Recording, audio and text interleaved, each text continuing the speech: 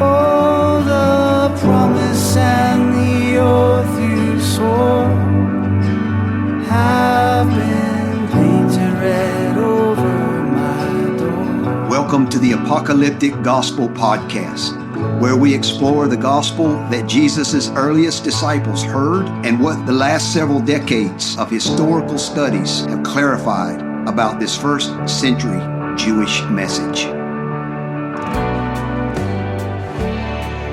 Listeners, welcome back to the Apocalyptic Gospel Podcast. I'm Josh Hawkins, and as always, I'm here with Bill Schofield and John Harrigan. Hey guys, what's going on? Hey man. Hey man. Good to be here. Great to be with you guys. Listeners, it's always great to have you for another episode of our show. Today we have a question and answer for you. And as always, we want to say thank you to our listeners. We love getting your feedback through emails, through Twitter.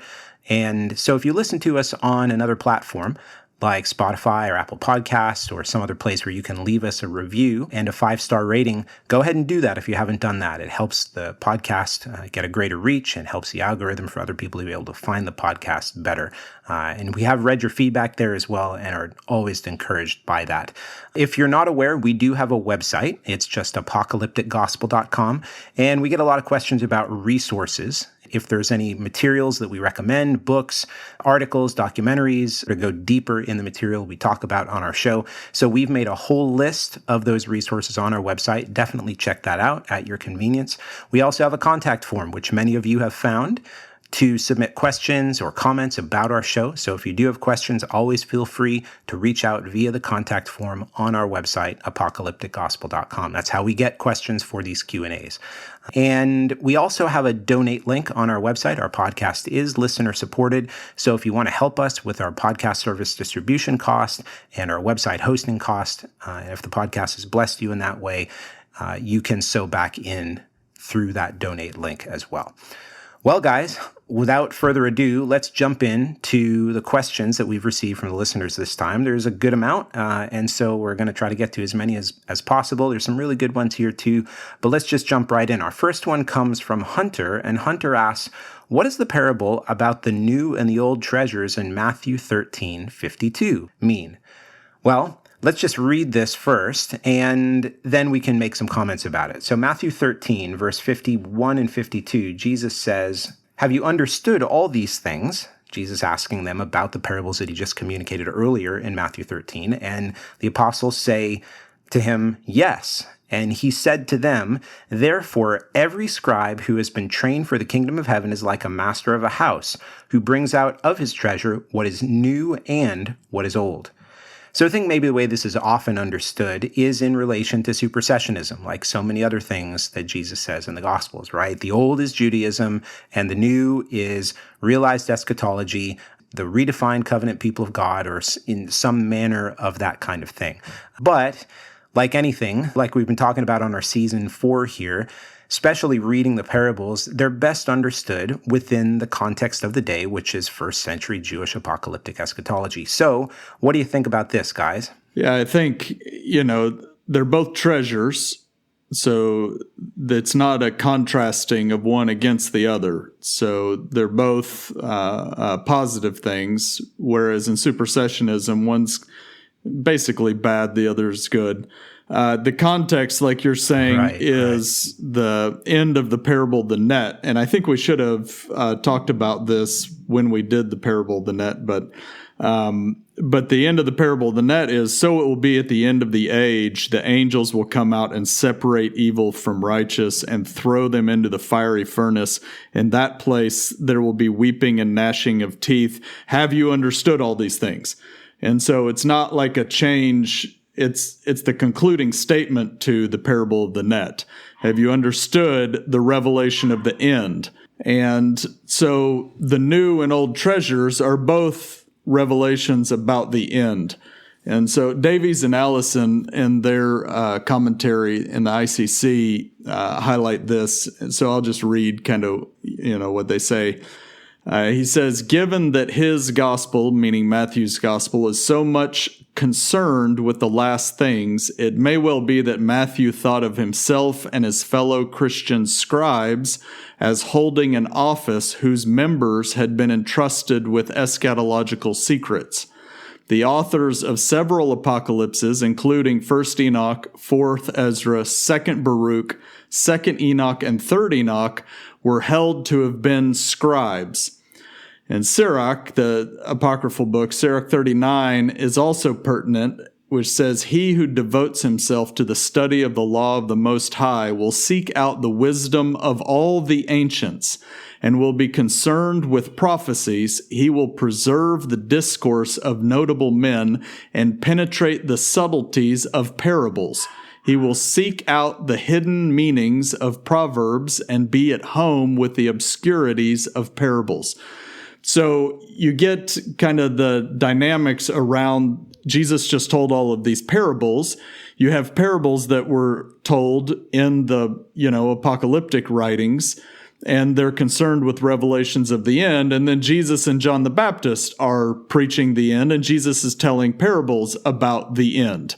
And so his concluding statement to the net is, God's going to come with the angels, separate people out, and throw the wicked into the fiery furnace where there's weeping of gnashing of teeth. Have you understood all of this?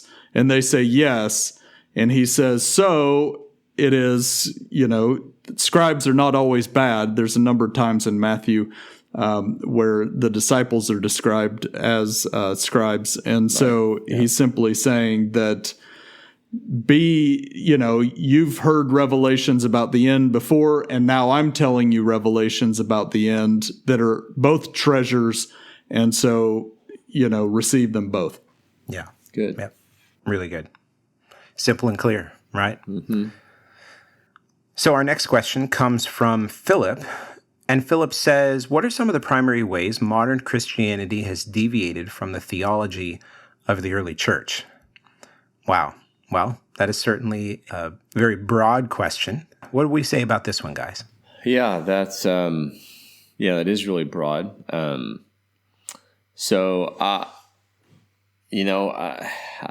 like to emphasize a lot because, at least personally, I think all three of us we get questions like this a lot, especially on the front end. Oh yeah, and that's because the way Christianity has kind of self-defined over the years. It's defined itself on these, in context to the creeds, for example. It's defined itself in context to certain deviations from what they considered orthodoxy, and so they kind of set these stakes in the ground, and they're theological in nature. And so we kind of define everything in terms of a doctrine of this and a doctrine of that and a doctrine of whatever. But that's not really how early disciples thought. I'm not saying there shouldn't be standards for doctrine and theology. I'm just saying those weren't exactly the crucial matters. Right. The crucial matters were related to the oracles of God, and they were related to, the basics of what does is the fear of God being instilled in a disciple so that he would actually turn away from living a life of sin and self-indulgence and etc. And those are the crucial things. But over time, like I said, those things became framed primarily around theology and around certain doctrines, like whether it's the Arian controversies, in the earlier centuries, or it's, the things that evolved later. One of the things that comes to mind when you think of a deviation from, the question says the early church, but really just the early disciples of Jesus. Because I kind of put the church as being kind of more of a formality later. But so a lot of the difference, I think, when I think of it, I think a lot of it kind of being cemented in our reflection, in Christian reflection on some of the early church writings like Irenaeus and Justin, and some of the polemics against their Jewish contemporaries at the time were basically canonized into Christian theology. Like some of their disputes became orthodoxy. Right. And I certainly don't think God intended that, and I don't think that they necessarily even intended that. They were writing like like Justin Martyr. Justin Martyr was born around the year 100, and he was born about 70 kilometers from Jerusalem. And he lived there until after the Bar Kokhba revolt in 135. And so it shouldn't, and he was a Gentile. And so it's not surprising that we're going to see some radically polemic writings, Jewish polemic writings coming from this guy, given where he was at the time and what was going on. There was a lot of hostility between Jew and Gentile around the Bar Kokhba revolt, and he wasn't far from it. And so when his writings kind of are when Christians have reflected on writings like Justin's, and Irenaeus had some really intense polemics against various Jews at the time too. So those things become points of deviation in my mind, where, again, it's not because of doctrine, it's because of basically the way they want to see themselves and self-identify as something other than Judaism and other than somebody that's basically just like a Jewish sect. As they're kind of forging identity apart from that, that's really where you have the deviations in my mind. And there's a lot of those, and they just happened all throughout church history. And so it is what it is. I don't know that splitting hairs over this doctrine and that doctrine is the way forward. I think it's best to just kind of acknowledge that history's complicated, and you don't need to canonize everything that everybody said. Even if you want to find value in some things that they said, they don't need to be canonized as individuals, and they can have bad moments, and you can appreciate it for what it is. And so there are a lot of deviations, but I'd say they're more big picture than small picture. And then once you kind of get some of that, the small picture stuff falls into place, in my view. Yeah, and I would put the big picture stuff on the level of kind of worldview and perception of time. Yeah. And so, Jews in the first century, they viewed the structure of the universe different than kind of the Greco-Roman world and later Western traditions. So they didn't view the universe split in two, material and immaterial. They, like we've talked about, they viewed a plurality of heavens. Yeah. And based on that structure of the universe, there was a view of time as a linear reality that is moving towards a climactic end. And so Jews were very apocalyptic, and they expected a new heavens and new earth. So once as in the third centuries going forward, the major changes revolve around a change in worldview as far as how they viewed the universe. So there was a major change in viewing the universe as material, immaterial, and that the material world is bad. And so the goal of redemptive history is to escape the material world and to escape the human body, particularly, and that time is basically part of the material world, and the immaterial world is a timeless reality, which in the Western tradition is why we view eternity as a timeless. We associate eternity with a timeless existence. Whereas first century Jews viewed eternity as unending time. It's time just is what it is. It goes on, even beyond the day of the Lord into the unending coming ages. And so once that transition happened, you had a change in focus, whereas first century Jews are very eschatologically oriented, pointed towards the future, and soteriologically oriented around the covenant and salvation in light of the future. So after third, fourth centuries moving forward, you have a change in focus to ontology, a study of being and attributes, and cosmology.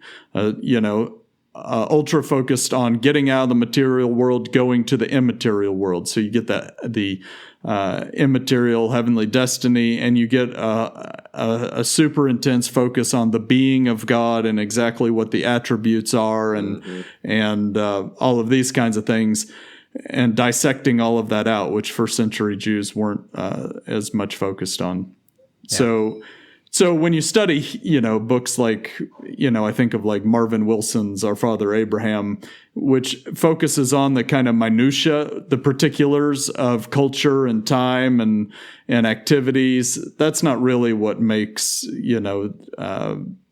modern Christianity or the history of Christianity deviate from first century Judaism or the early church. It's more big picture things and what gets focused on, the overarching broad narrative of history. Yeah. The way I like to describe it to students here sometimes, it's like before these big shifts took place, the Jews were playing soccer. They knew what soccer was. There was a goal. There was an aim. There was certain rules, and there was a way they played the game. And they played it on a field, on a grass field. But then after these major shifts happened, the change in the way time was viewed, the change the way the universe was structured and how that was viewed, the game was no longer soccer. Or maybe they tried to play soccer, but the field changed. They weren't playing on a soccer field anymore. They were actually playing on a tennis court. And there's a big net in the middle, and you can't play soccer on a tennis court, so you have to change the rules. And so what happens? Well, now you got to study the intricacies of how you play this new game called soccer tennis, called saw tennis, or whatever you want to call it, whatever it turned into. And now you've got, new rules you've got to make up. You've got new discussions that are going on, all because the structure, the field changed. And how did that happen? Well, when you look through history, you go the introduction of Greek philosophy and how all of this plays out. Like it just changed the game so that the rules, because the field changed, the objective changed, the goal changed. You're not playing soccer anymore. You're not playing tennis either, because how do you walk around on a tennis court with soccer cleats on and kick a ball in the middle of through the tennis net in the middle? It just doesn't work. But we've had centuries and centuries and centuries of people trying to figure out how to play this new game on the wrong field.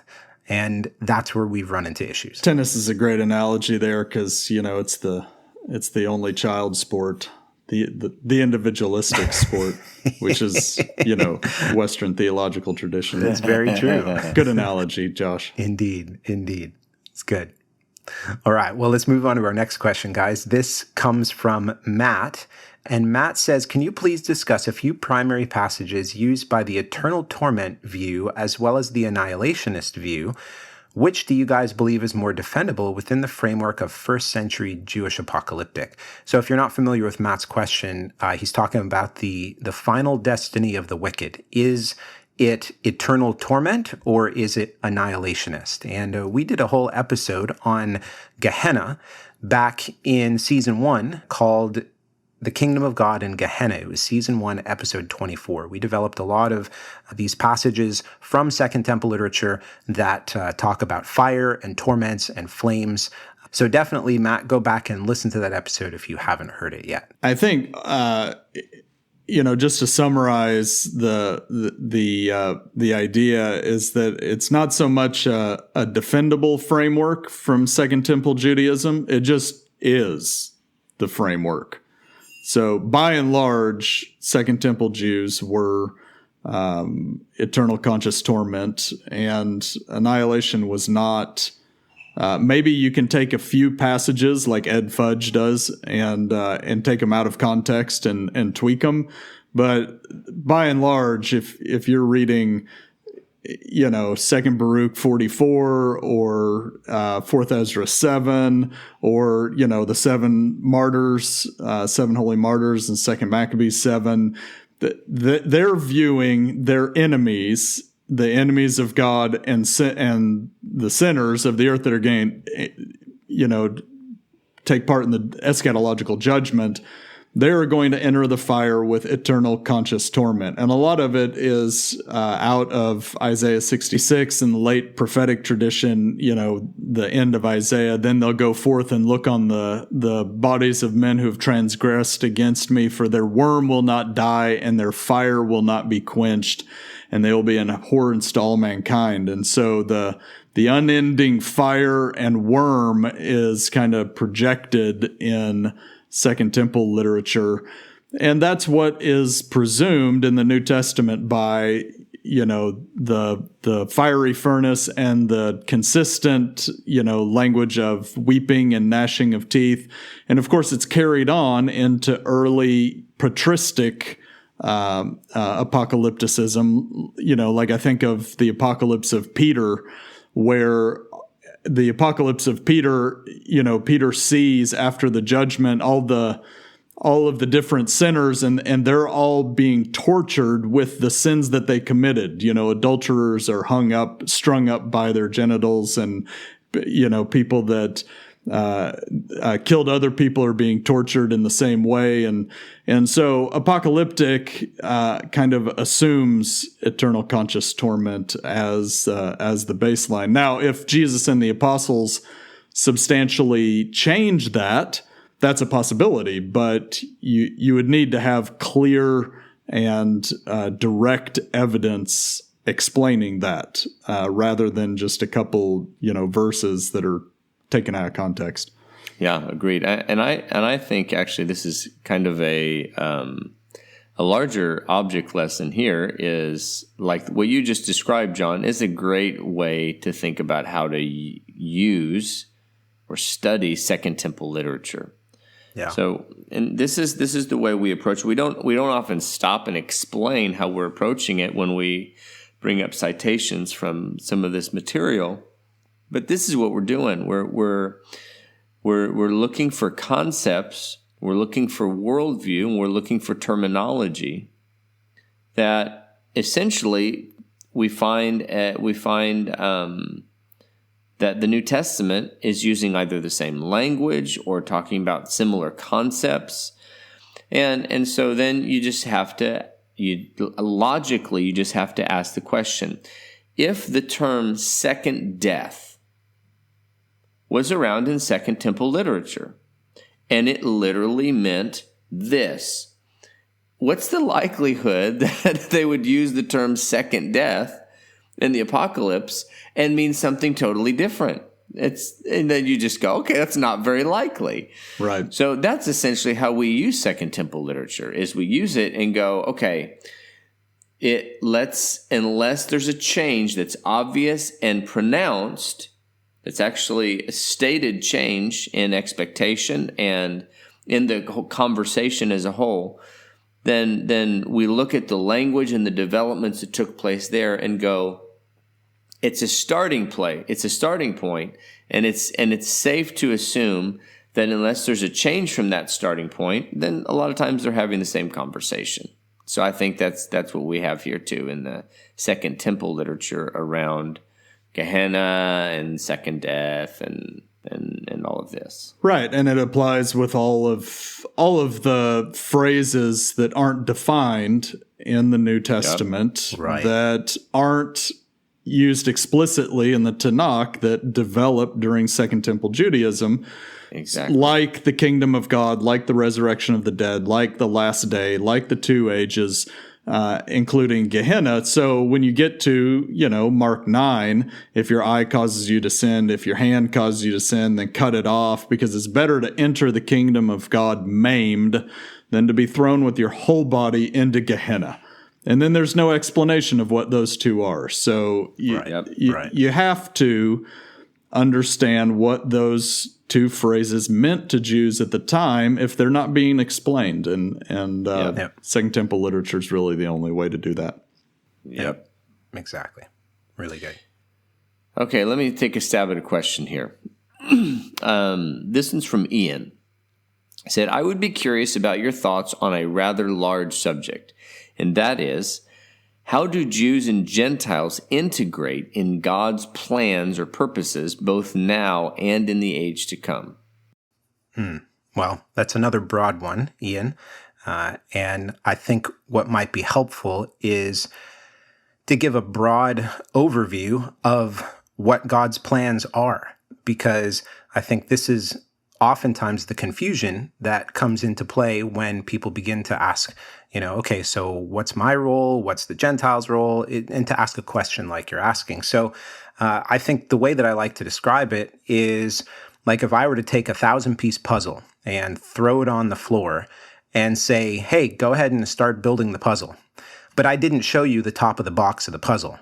What would happen? You would go, well, okay, I've got to pick up all these little pieces and see how they fit together. And maybe you're going to try to squeeze things together that might not be meant to fit together. Maybe you're just going to, it's going to take you forever to try to figure it out. But if I showed you the top of the box and you had the top of the box with you when you were building the 1,000-piece puzzle, you'd be able to pick up the pieces and go, oh, okay, this piece definitely goes over here and this one definitely goes over there and this other piece fits with that piece, right? So I think having an overview, just a top of the box picture of what God intends to do really is the way forward to be able to answer a question like this. So I'll just kind of give a quick overview here. Genesis 1 and 2, what do we see? God's on the planet. Man dwells with God. There's no sin. There's no death. And then all the way at the end, Revelation 21 and 22, what do we see? God on the planet. Man's dwelling with God again on the planet. There's no sin. There's no death. And that's where it's going. So really what we have to do is just fill in the rest of the timeline from there. So we begin, God made a promise to Abraham, give him land, give him a large family, and that it would be through his family particularly that all the other families would be blessed. And that the idea is that there's a return to this original blessedness of God on the planet again with no death. And of course, God makes that promise down through Isaac and then to Jacob and then to the 12 sons of Jacob. And then God enters into a covenant with those 12 sons of Jacob with Abraham's family at Mount Sinai, where he gave them the Torah, his instructions to set them apart, to make them a holy nation, different and distinct from all the other nations. And then the other families of the earth would be different from them. And he promised to make them a kingdom of priests, right? Ones who would act as mediators, not just as ones who would minister to God, but to facilitate the interaction of the nations with God. So God elected the descendants of Abraham. He chose them for this particular role, right? To be priests, to help the nations know and understand and relate to their God. Now, fast forward a little bit, you get to King David. And of course, David's in the story. God makes a covenant with him. And he says, one of your descendants, I'm going to sit on a throne in Jerusalem, and he's going to rule over Israel forever. And then the prophet says they go on to declare over and over and over again, ultimately, this son of David is going to rule over all of the nations. So this servant king, this priestly king, through his reign from Jerusalem, he would be esteemed and honored by all the nations, not just by Abraham's family, but by all of the families of the earth. And then the nations would flow up to Jerusalem to hear the God of Israel's instruction, and then they'd go back to their own land and implement what he had said. And it's going to result in global peace, prosperity, Israel dwelling securely, none of the enemies making them afraid forever anymore. And it was all of that would result in the overturning of death and God dwelling among men again. Okay. So simple story, right? But there was a problem, of course, that nation that God elected and chose, they kept on sinning. So in their violation of the instructions that God gave them, they really didn't want to be distinct and different from the other nations. But they made a covenant with God, and God insisted that he would have the ethnic descendants of Abraham as his holy people. So what did he do? He promised that he would make a new covenant with them, one in which the whole nation would have his instructions written on their heart, and then they would have the Holy Spirit, and they would walk in his ways and obey his statutes. And because of that, they would be the distinct and holy nation, the priestly nation, that vehicle of blessing to the rest of the other nations. So with all of that in mind, this is just the simple story of the Tanakh, right? With all of that in mind, when we open the New Testament, is this presumed narrative being changed or altered or redefined or reimagined? Does God reject all of that in favor of his plan for, a new spiritual people, a new redefined or inaugurated Davidic kingdom? Has he abrogated his covenant with them? just to kind of make it now in a spiritual way with a bunch of Gentiles? Well, if that's the case, as we've said in a bunch of our past episodes, Jesus and the apostles would have said this over and over and over again. He would have said it clearly, and it would have been well known that, okay, this spiritualized new way of viewing things is actually how it goes. He wouldn't have used just one small Greek word to say, oh yeah, all of Israel's redefined, and this entire story is like somehow being completely overturned, and it's happening now presently with the Gentiles. So, of course, this is the reason for our podcast here, is because we want to understand these things from the lens of a first century Jew. Yeah. So how do the Gentiles integrate into this plan? Well, we're the people that God intends to bless through the ethnic descendants of Abraham. Like, their role hasn't changed, right? The story hasn't changed. Though there's a delay in the installation of that Davidic king, the Messiah had to suffer, the fullness of the Gentiles awaits. I mean, so many of those things, but the fundamental story has not changed. So with this big picture overview in mind, I mean, what are God's plans for us as the Gentiles? How do they relate? Well, it's basically everything that I just said. The story hasn't changed. Yeah, Josh, that's good. Ian's question, he references a book that was recently published on, and I forget the name of it, like Israel of God and God's Israel or something, Paul and Supersessionism. And the book kind of revolves around how do Jews and Gentiles get along, after Jesus and in the early church. And it kind of revolves around, if you want harmony, like Romans 14, then everybody has to believe the same thing. And most of the articles in the book are kind of in contrast to,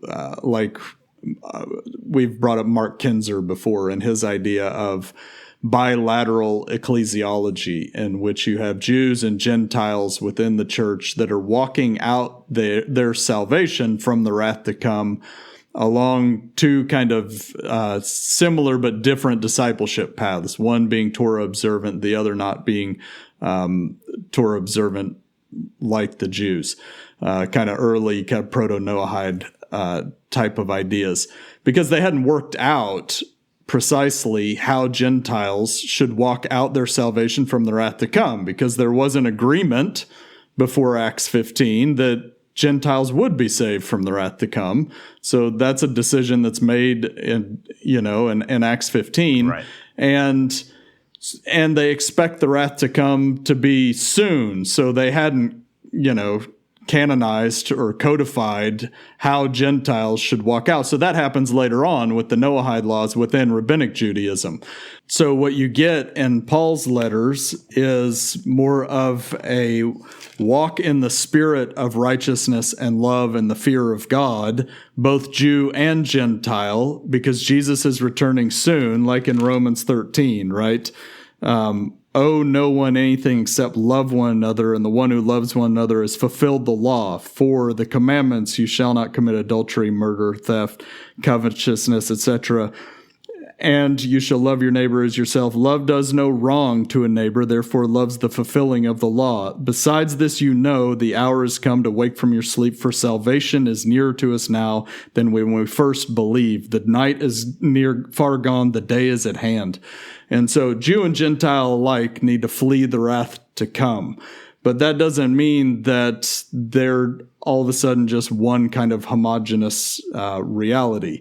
And that's what the logic of Acts 15, like we talked about in season 1, is that Jew and Gentile will both participate in the age to come, as Amos 9 says, that when the, tabernacle of David's restored, the kingdom of David's restored, then all the nations will come up, called by the name of the God of Israel. And so there's going to be Jew and Gentile together on a new earth, living in harmony and righteousness and holiness without sin, etc.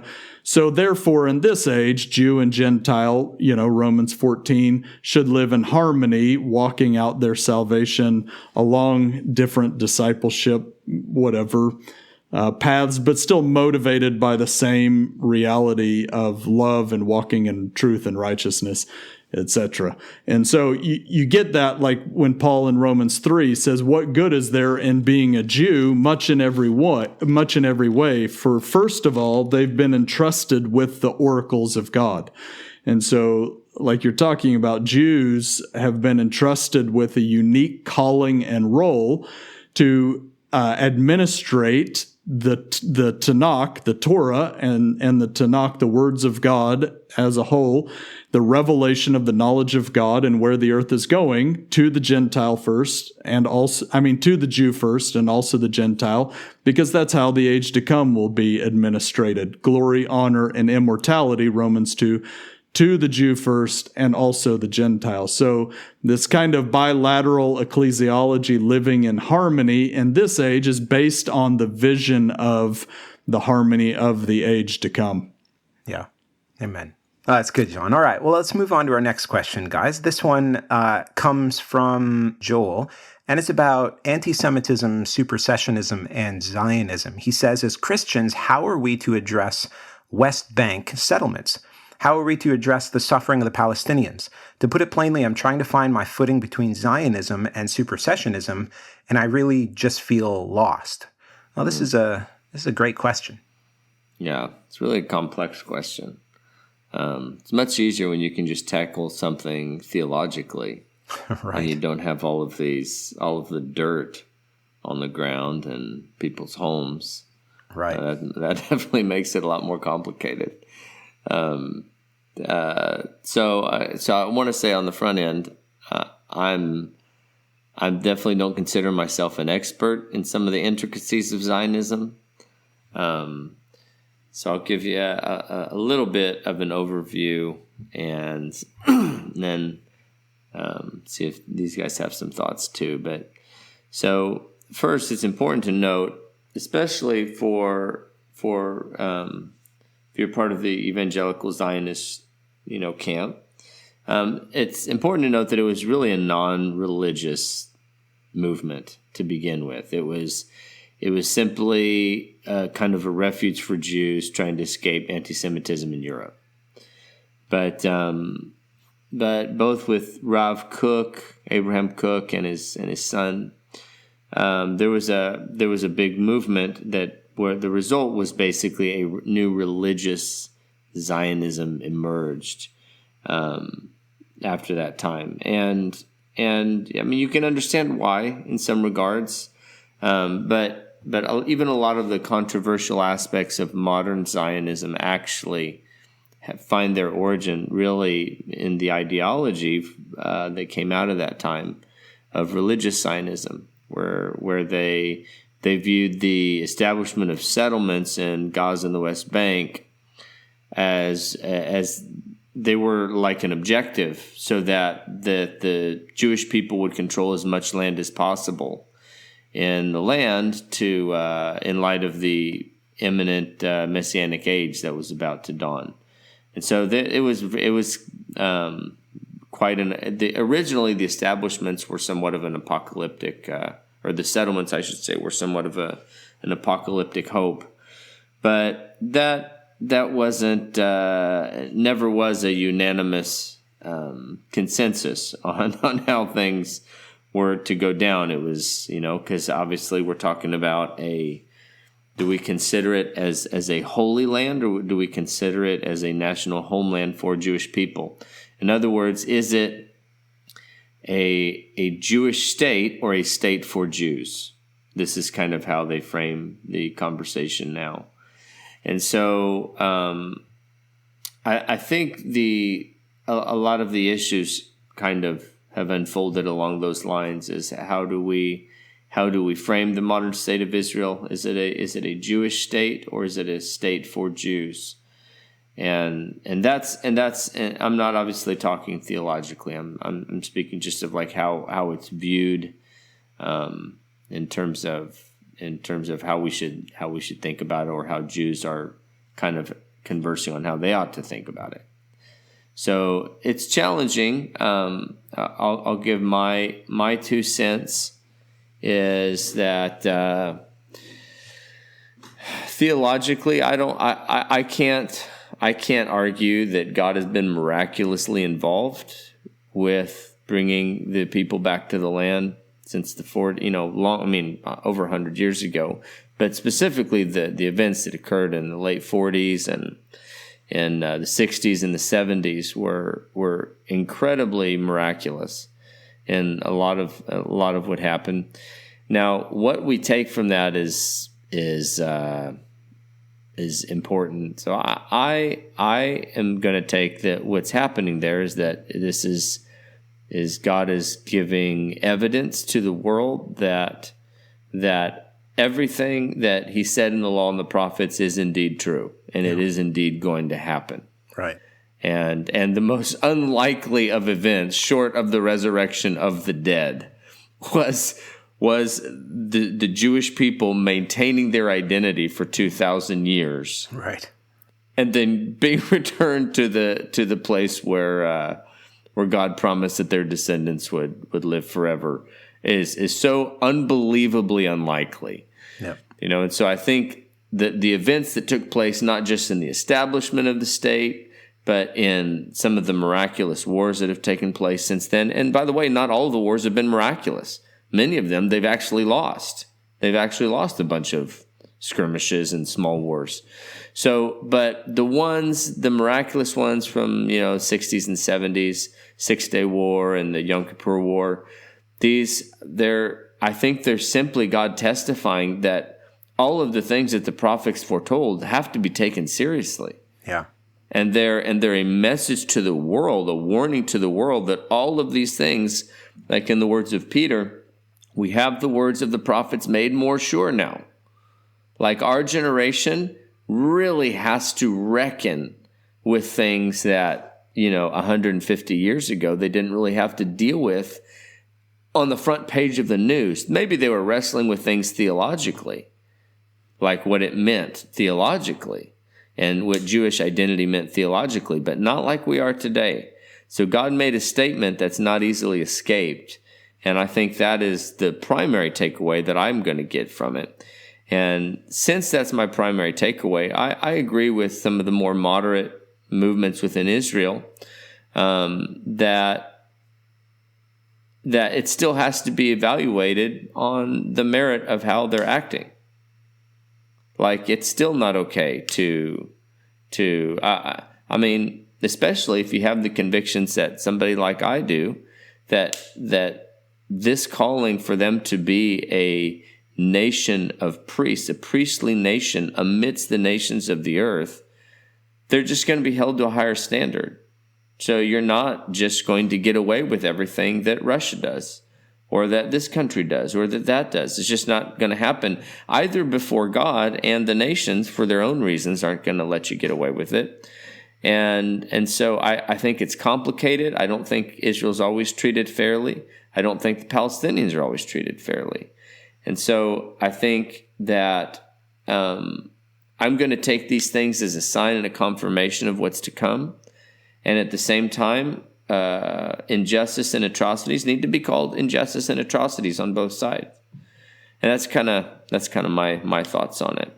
I don't know if you guys have anything to contribute. I mean, it certainly makes it a more complicated issue when we have convictions about God's covenant with Israel. Certainly does. Yeah, absolutely. Yeah. It doesn't make it easier. It makes it a lot harder if you have convictions about God's enduring covenant. Exactly. Yeah, for me, I find clarity on the issue by understanding how the different ultra-Orthodox groups within Israel, because they're the ones that are committed, devoted to the covenant as an enduring reality. So if you have a sticky problem or a complex issue, the ultra-Orthodox community has been wrestling with it for some time.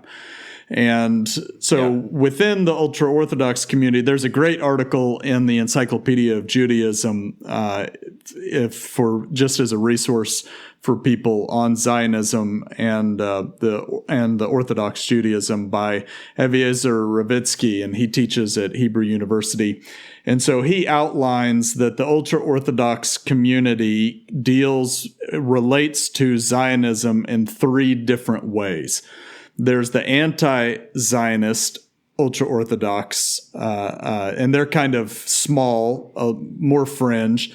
And then there's the marginal, the minority, which is the Messianic Zionist movement. That's kind of the West Bank, Rabbi Cook, and we're going to take over the land to usher in the Messiah.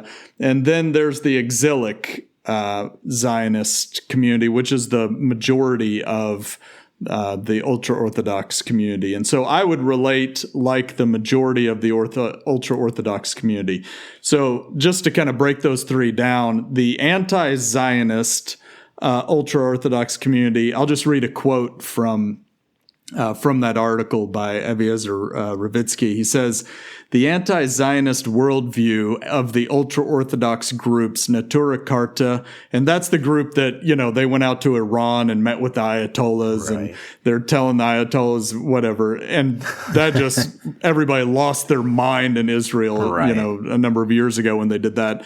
So he says the ultra-Orthodox groups, the Natura Carta and the Satmar Hasidism, perceive Zionism and the establishment of the State of Israel as an anti-messianic act, conceived and born from sin. And so the whole of the Orthodox community was against Theodor Herschel's, the kind of the Zionistic enterprise in the late 1800s, early 1900s. And it revolved around this Jewish tradition. So he says, in the words of the Midrash, as expounded by Rashi, the people were adjured not to return collectively to the land of Israel by the exertion of physical force, nor to, quote, rebel against the nations of the world, nor, quote, to hasten the end.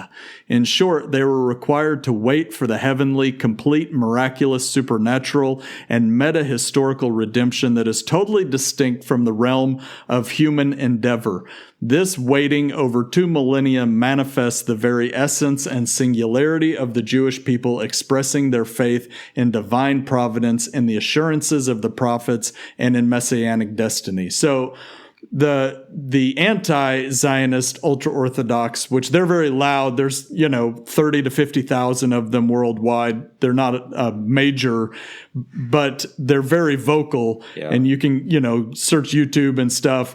And they believe, along with a lot of rabbinic tradition, that the Jews should be in exile until the coming of the Messiah, and that it's a lack of faith.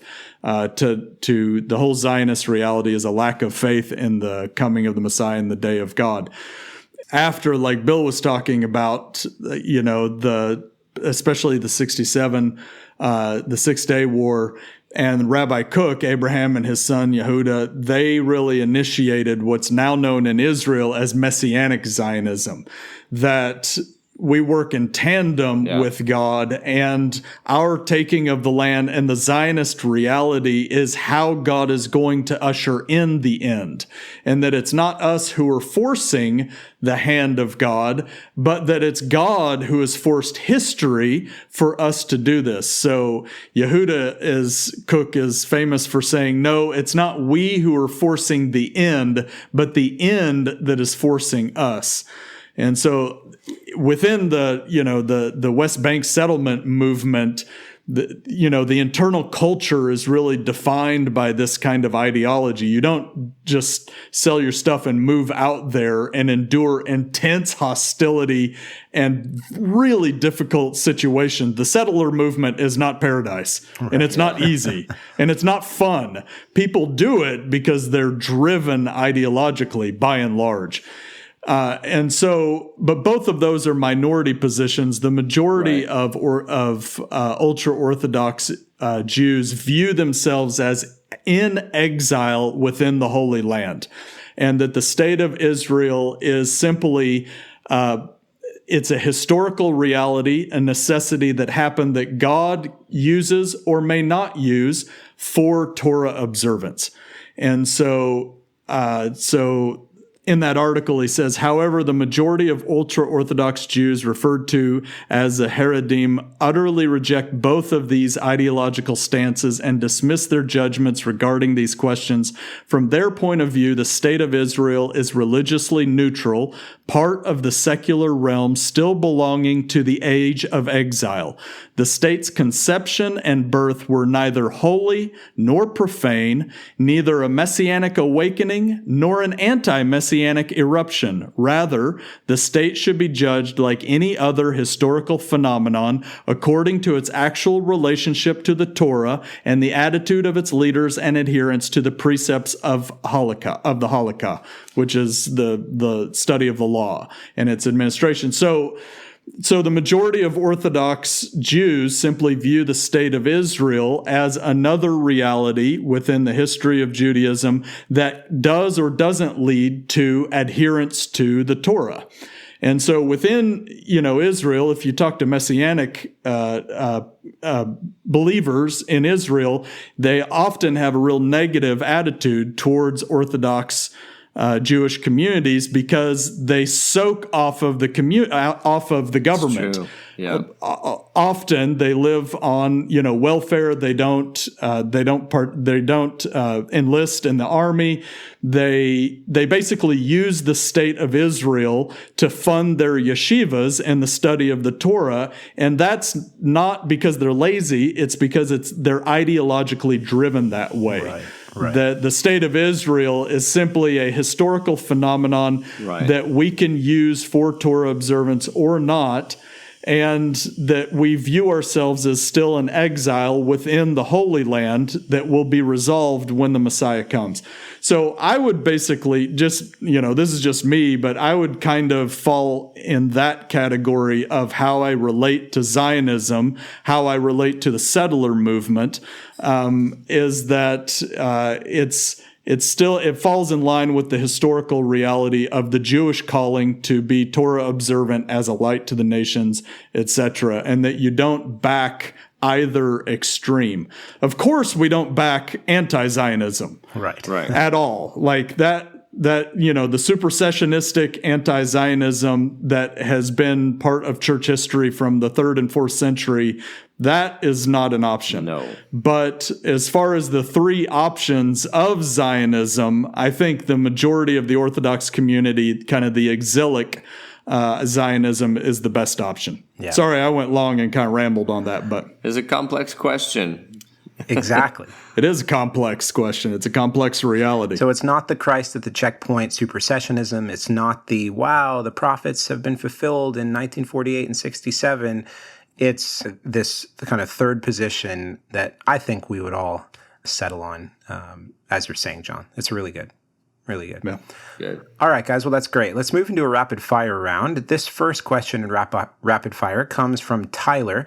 And Tyler asked, did ancient Jews always have a linear view of history? In other words, were the Jews always apocalyptic? If ancient Jews didn't always have this worldview, when did they start to? What are the implications of this? If indeed apocalypticism was a view that evolved, what prevents us moderns from growing our ideas of Scripture? What do you think? Well, that's actually a good question. I would say, one, anytime a question has to do with the Jews' view of a particular thing, that's probably not going to be an easy question, because the Jews don't have a singular view on anything. Right. The apocalyptic view was a view that was kind of developed, or I should say the consensus developed over time. And what would keep you from developing or evolving your ideas of Scripture over time? Nothing. You can do what you want. What I'm going to do is, I think that what we might call the apocalyptic view was simply known as the message handed down by Jesus to his disciples. So this is the context of Jesus handing down the kind of once and for all, like in Jude, handing down of his message, happened in context to Jewish apocalypticism. It didn't happen in context to whatever new trends. It actually, it was that view of history was essentially endorsed and confirmed by Jesus with his own death and resurrection and his own instruction. So that's what we hold to. And of course, people have not been prevented from evolving from there to more modern ideas. I just don't think that's a good idea, because I think Jesus that's what Jesus said thought. what he wanted to say. Yep, that's good. That's good. That's great. All right, next question in rapid fire here comes from Sue. Sue's question is about a pre-Adamite race. And she says, I know this is not normally in the realm of what you discuss, but I have some people I love that are listening to a preacher talking about a pre-Adamite race. They believe in this non-human race that was judged and why the world was formless and void in Genesis. I have my own rebuttals with Scripture, but I was wondering if any of you have come across any good resources for this false teaching. Obviously, just reading Scripture through the lens of correct eschatology straightens out so many false teachings. I'm just wondering if this is something you've ever helped someone work through. What do you say to that, guys? The gap theory dies hard. The gap theory, yep. Yeah, I mean, the gap theory was developed in the late 1800s, early 1900s was popular as kind of a way to cope with the ideas of evolution and integrate those into the Bible. So it's, it's not really defensible biblically. If you are convinced of evolution, then you have to try to figure out some way. Most people who are trying to believe in evolution and integrate it with the Bible have moved on to the framework hypothesis, in which Genesis is simply a literary framework and is not talking about literal history. So that would be an easier way to go than trying to explain it with some sort of pre-Adamite race that evolved and then was judged. So Right. Yep, exactly. Yeah. All right, last question here in rapid fire. I've had a few people write in with this question. John, is there a date on your dissertation being published? Dr. Harrigan. Yeah, it's been submitted and it's with the publishers, and so they're just working through. The guy who was the editor for it got really sick, and so it had to get reassigned, and so that kind of delayed it. But right now, it should be published late this year or early next year. Okay, good. So late 2023, early 2024 for those of you listening to the show at Inshallah. A different time or recording. Inshallah, exactly. All right, guys, last question of the day. This one comes from Yanutz, and Yanutz asks, what are the implications of believing and discipleship between the young earth and the old earth paradigms? So young earth, meaning the earth is only several thousand years old, old earth, the earth being millions and many other, perhaps larger number of years old. Well, I think I can start here just by saying if eschatology in the mind of a first century Jew, if eschatology is restored protology, how it began is how it's going to end, I think having a right view of the beginning certainly can have implications for how we view young earth versus old earth. So yeah, obviously Second Temple literature has a lot to say about this as well. Yeah, Second Temple Jews were all young earth, 100%. So there's no question on that. And trying to read old earth back into the Bible or Second Temple thought is ridiculous. It's literally a joke. So you can't do that.